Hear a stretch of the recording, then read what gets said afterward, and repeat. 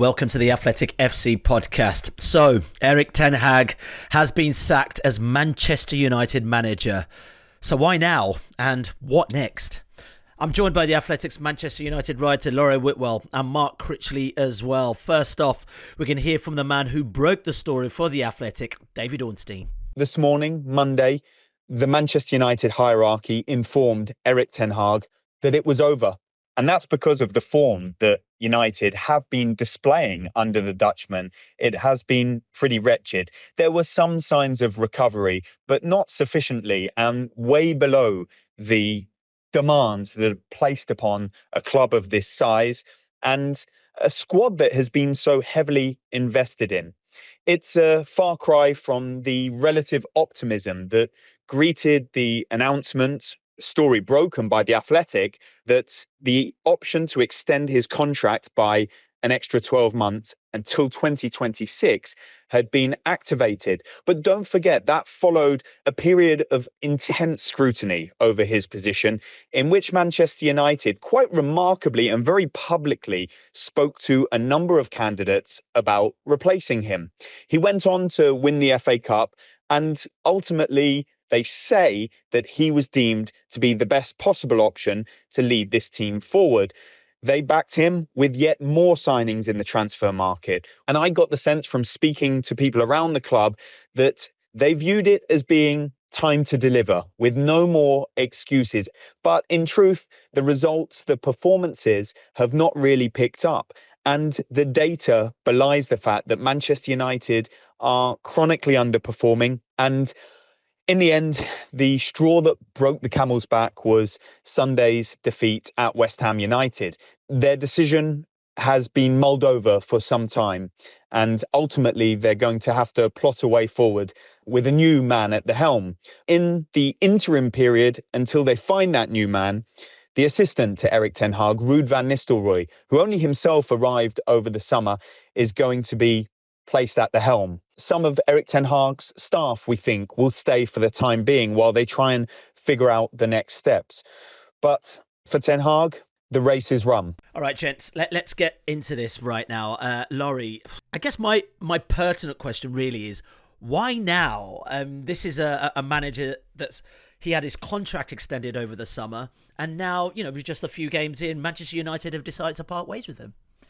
Well, I suppose you might also look at it a slightly different way, in that a lot of people had been looking at this thinking, what's taking them so long? Because results have been pretty bad since the start of the season. Manchester United losing to Liverpool 3-0 at home, losing to Tottenham 3-0 at home. I think both of those results people looked at and thought, this feels like it's broken perhaps here. So, I think maybe a little bit of surprise in the sense of yesterday's game at the London Stadium was actually a decent performance from United in the first half, certainly, and they should have been out of sight. They should have won the game comfortably. There was also the huge controversy about the VAR call at the end of the game, where West Ham got a penalty that ultimately won them that game.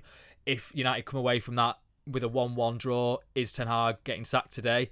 I don't know. I'd be surprised, And even at the defeat, I was speaking to people that were saying, they would be surprised if he was changed this morning because of the way that United had played in that game. Now, obviously, the huge caveat is West Ham are pretty awful, and a lot of teams will go there and absolutely batter them. So for United not to do that, whatever the circumstances, I can understand the executives thinking, okay, we need to make a change now.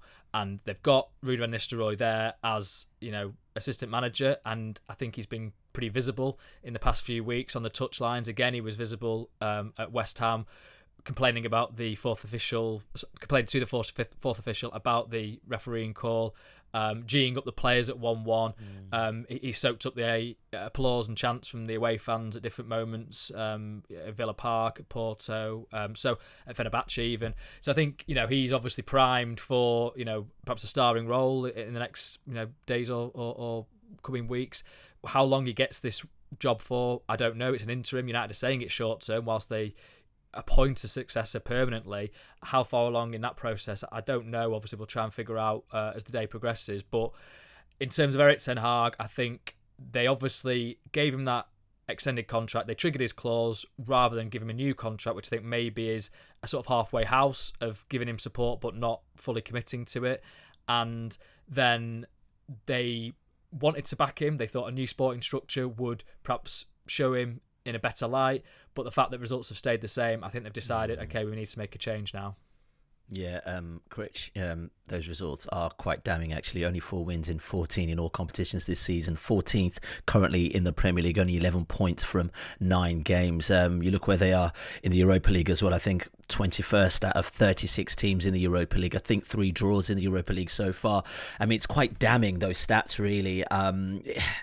You almost feel as if perhaps Manchester United's hands were forced at this moment in time. They have not seen any improvement over the summer. I think that's you've hit the nail on the head in terms of, there has been no improvement, and that is what Ten Hag needed to show over the start of this season. It's not really a question of whether it's got any worse, it's a question of the fact that it's not got any better, because last season was so far below standards of which you expect from United, and what I was going to say what they've come accustomed to, but we've come more accustomed to this sort of situation over the past 10 years, really. But no, I mean, we all know the level of expectation and the standards that apply at a club of this stature, at a club of this level of spending, and that Ten Hag wasn't matching them. Look, I think it raises questions about that decision in the summer, right? After that FA Cup final, we have to remember, I think, that there was a groundswell of opinion within the supporters, and just generally, I think that he deserved another chance, that he deserved another bite of the cherry, and to see if it could improve. As we've said, there were changes made behind the scenes. There was this proper structure in place. That was the one argument that kept coming back whenever you asked anybody about it, was that he hadn't had the opportunity to work within a functioning structure. He hadn't had people around him who could facilitate performances and results on the pitch. I think United now believe that they have given him that. They've backed him again this summer to the tune of over 200 million in spending in the transfer market, and yet we're having the same conversations, the same debates. We're going back over the same, flaws and tendencies within United's style of play that don't seem to match to other elite teams, and that's the issue. And over 14 games, is that enough really to judge a manager after you've given him a contract extension? Maybe not. You could make that argument, but it wasn't enough for Erik Ten Hag to turn around and upturn in performances, and that's why he's paid for that with his job. Yeah, Laurie, why do you think it's been a struggle to get those performances right? I mean, if you look at when Erik Ten Hag joined Manchester United, they talk about the League Cup. I think it was the first trophy back at United for 6 years, third in the Premier League, Champions League qualification. You look at all those wonderful things that looked so great, and that was pre-INEOS. Now INEOS have come into play. Why do you think it's been really tough to find that cohesive style of player? Or is this a wider conversation about when Manchester United have been going for quite a few years now? Certainly a wider conversation, because you look at the squad and there's certainly players in there that are very good and you could get hopeful about building something with, but is the quality really there for challenging Arsenal, challenging Man City, challenging Liverpool? Okay, now you might accept all that and still say 14th is nowhere near good enough where Manchester United should be. 14th, we do have to remember that. I mean, I know it's 9 games into the season and 6 points behind Chelsea, for example, at the moment. So, and they've got Chelsea on Sunday. It's not insurmountable at this point, but it feels like a very tragic circumstance for Manchester United to be in. And therefore Erik Ten Hag has to take responsibility for that. He's been at the club 2 and a bit years. A lot of players have been signed, with his influence, and he might not have got everybody that he's wanted, but I feel like it's a fair point at which to judge him on. Why? A lot of people say that he's tactically very sharp, very smart, and I think you've certainly seen glimpses of that in moments, but there isn't really there hasn't been a consistency of style of play. Now, is that his communication issue? Are they understanding what he's asking of them? I think that is a real concern. Is it the fact that there isn't that perhaps passion, that kind of emotive response to what he's asking them to do? He's a very clinical kind of guy, very very stubborn in ways as well. That's obviously had different teething problems along the way. Players have been sold and kind of exiled, in case of Jadon Sancho certainly, and that maybe has a knock-on effect with some of the players that he's friends with in the group.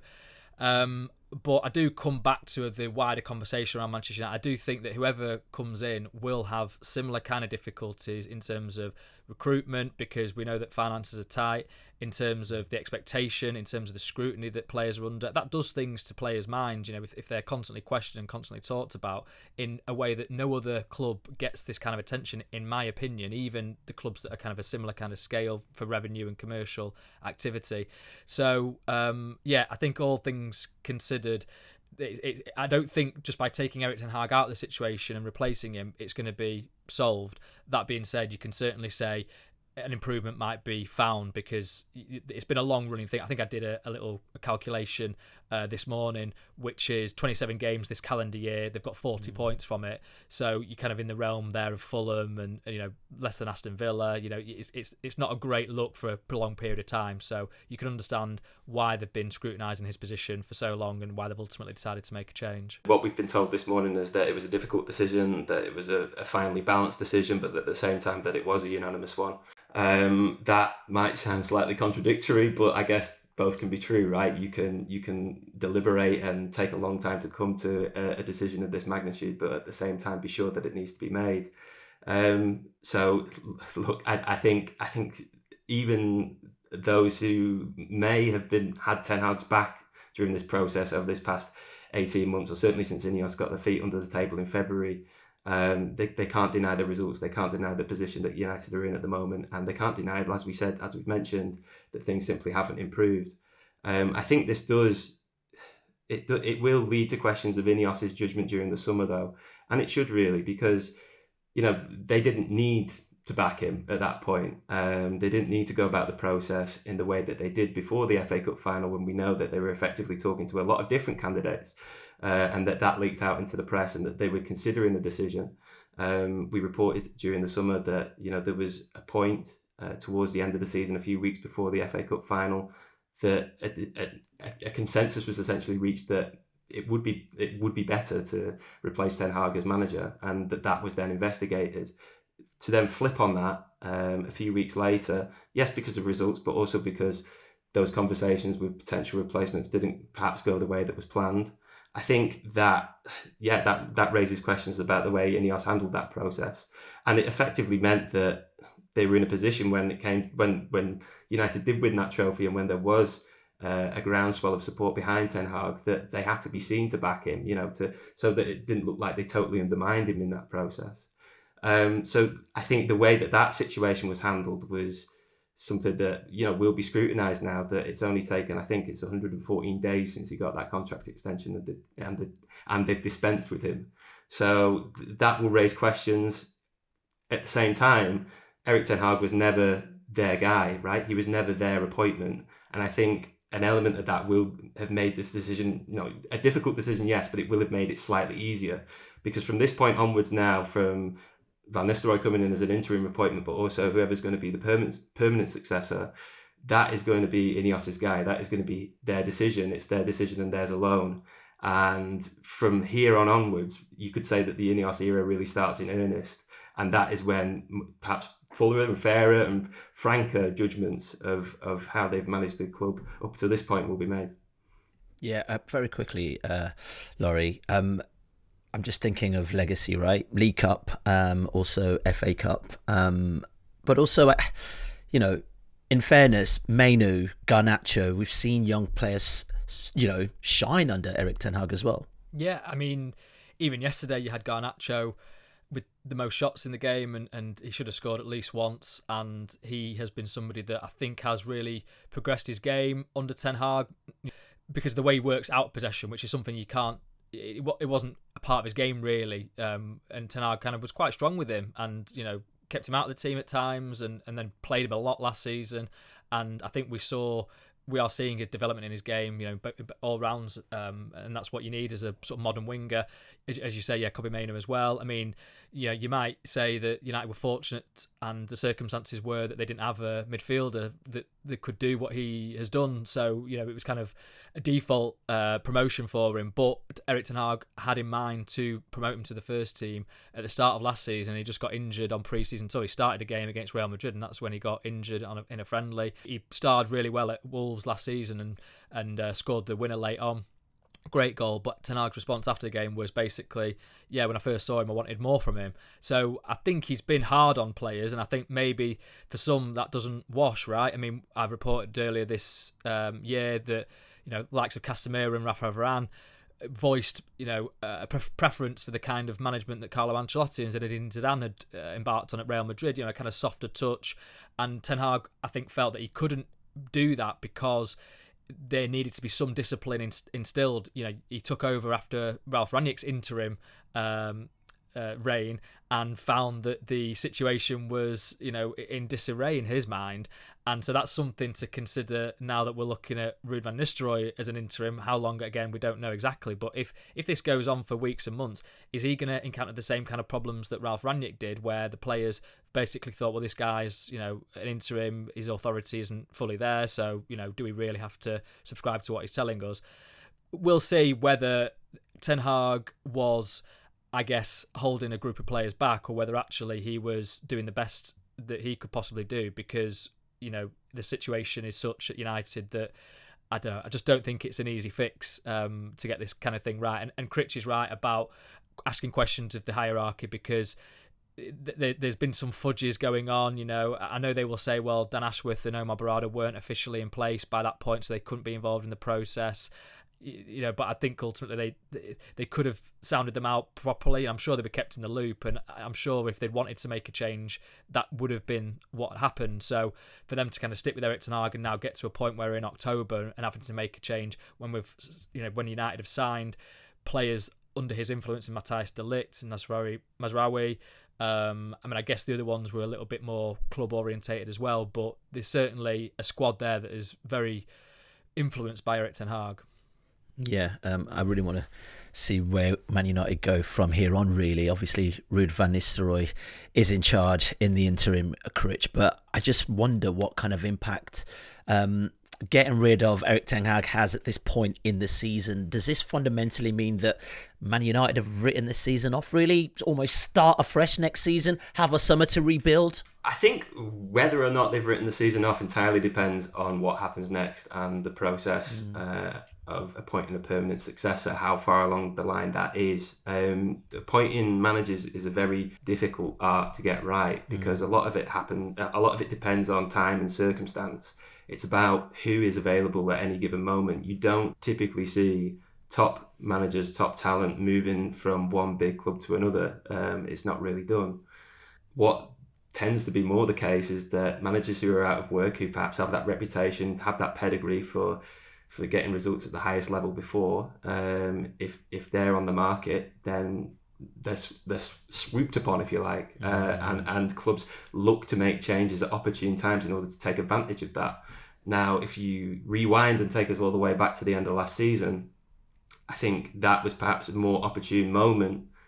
Typically more managers are out of work over a summer, contracts are coming to an end, there's a great state of flux, if you like, around football. And that is why you see a lot of change around that time. United decided at that point not to make a change and instead to give Ten Hag an opportunity. Fair enough. That was their decision at the time. What's happened now is we're 4 months down the line. People are in jobs, people are in place. Your ideal candidate may not be available until the end of the season. And so I think there's a strong argument, in my opinion at least, to wait and to make a change further down the line when you can kind of take stock and step back and pull the camera back and review the process, and because ultimately what is more important, the rest of this season for United and maybe scraping a top 4, top 5 finish, getting back into the Champions League, always an important objective every year at Old Trafford, or is it more important to 100% get this appointment right, the appointment that they've been trying to get right for the past decade? I think now that, to me, is a higher priority than anything that can be achieved still this season. Even though there's much of it left to go, even though I would say that they've acted just about early enough to still salvage it, I think all thoughts, all endeavours need to be going into getting this appointment right before, rushing into something just to make sure you scrape a top 4, top 5 finish. Yeah, getting it right, Laurie. It's taken almost a decade, as Critchley just said. Think about Van Gaal, think about Mourinho, you think about interim boss who was a former legend of the club, Ole Gunnar Solskjaer, another interim boss who's a current legend of the club, Ruud van Nistelrooy. I mean, feels like Groundhog Day again. Is this an impossible job? Is it really tough to be a Manchester United manager? It's definitely really tough. I mean, Jose Mourinho said that finishing second behind Man City was his greatest achievement in football. I think he reiterated that last week when United were playing Fenerbahce. It's not impossible, is it? Because surely, if you make the right calls, if you have the right personality and create the best environment, you could obviously be a success at Manchester United. This is a fan base that are desperate for more trophies and kind of a sustained, more than that, because obviously they've had trophies under Erik Ten Hag, but just a kind of sustained path to progress where they are punching their weight in the Premier League. This is a huge club, and for them to finish 8th last season and being 14th this season is obviously terrible. And so anybody coming in will at least have that as a low base to kind of build from, I suppose. But it's just very difficult because you've got so many people around the club having an opinion. It's a big club. I know they're making redundancies at the moment. I don't think we can discount that. The fact that the mood around the place has been pretty low because of the 250 people that have lost their jobs in INEOS's cost-cutting exercise. And so you've got this kind of perfect storm of scale, opinions, players, money, all these different aspects, and you've got to be a really strong, charismatic person, I think, to carry all that. But yeah, that's not impossible, right? I mean, you've seen what Jurgen Klopp was able to do at Liverpool, took over from Brendan Rodgers. They got their recruitment spot on. He carried that club in his own way. Obviously, Pep Guardiola was able to build on the success that City had. Slightly different thing, I suppose, but again, he's sustained it through the way he is a manager and coach. And United are just searching. It's difficult to say that they're searching for that one kind of personality to fix everything, because I think maybe that neglects the point that actually it should be a good structure as well. But the idea is that they've got a good structure in at the moment. It's just difficult, right? I mean, even Dan Ashworth worked at Newcastle, and I think from what I hear, he's aware that Manchester United is just a much bigger club than what he's been at before, and that takes some time to adjust to.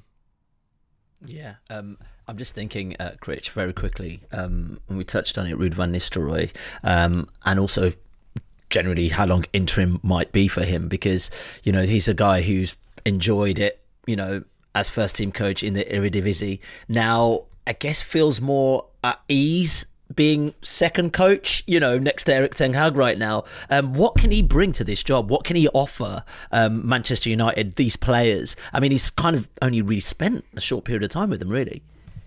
He has. I think that if you look at the recent history of United's managers being removed from their jobs and then the replacements coming in, there tends to be something of a rebound. There tends to be something of a bounce back. We saw that with Solskjaer. We saw that at the start of Erik Ten Hag's era, right? The first season, people were very happy with the place finish and the return to the Champions League.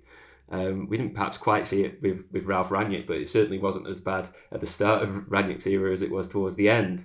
There's always a kind of a bit opportunity to wipe the slate clean, and results generally upturn from there. So we've seen that pattern in the past. People might say that's because there's a lot of the same players around from all those eras. Perhaps they respond better to a fresh start, to a change of scenery.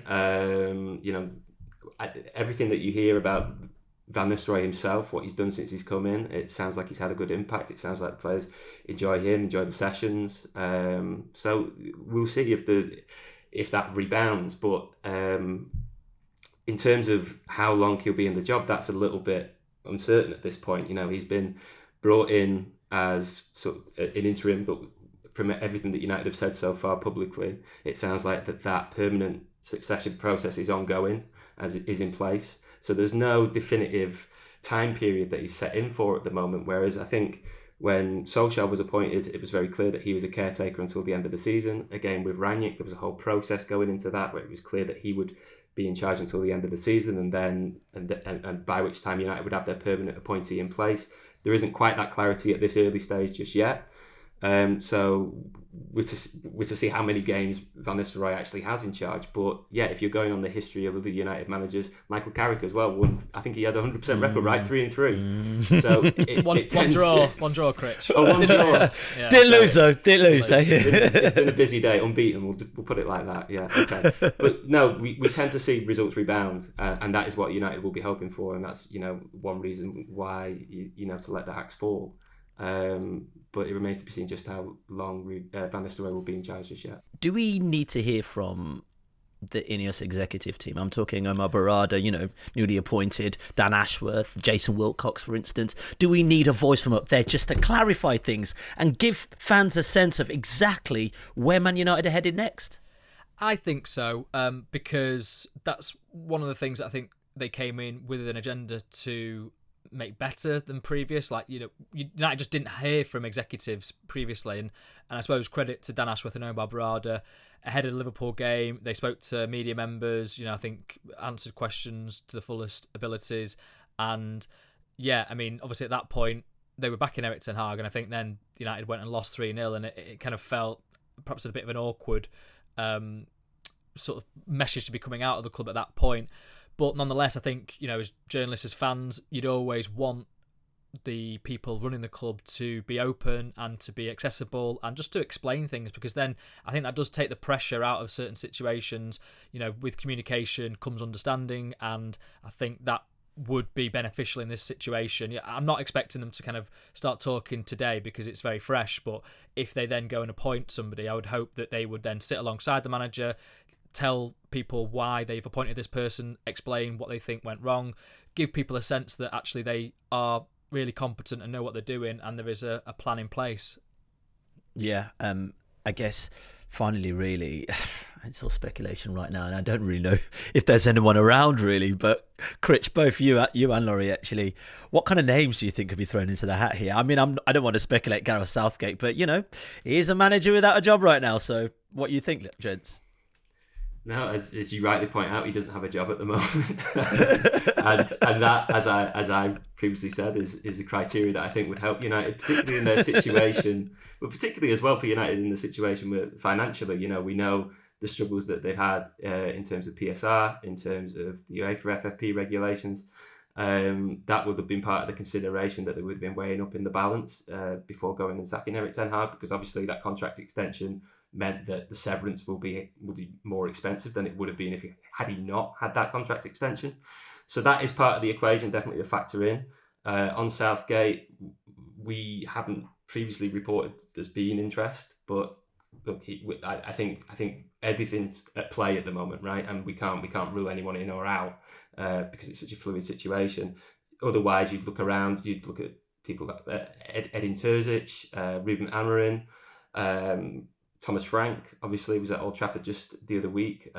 His Brentford side lost 2-1, but those are the names that have generally been touted before. Kieran McKenna was somebody that United spoke to back at the end of last season.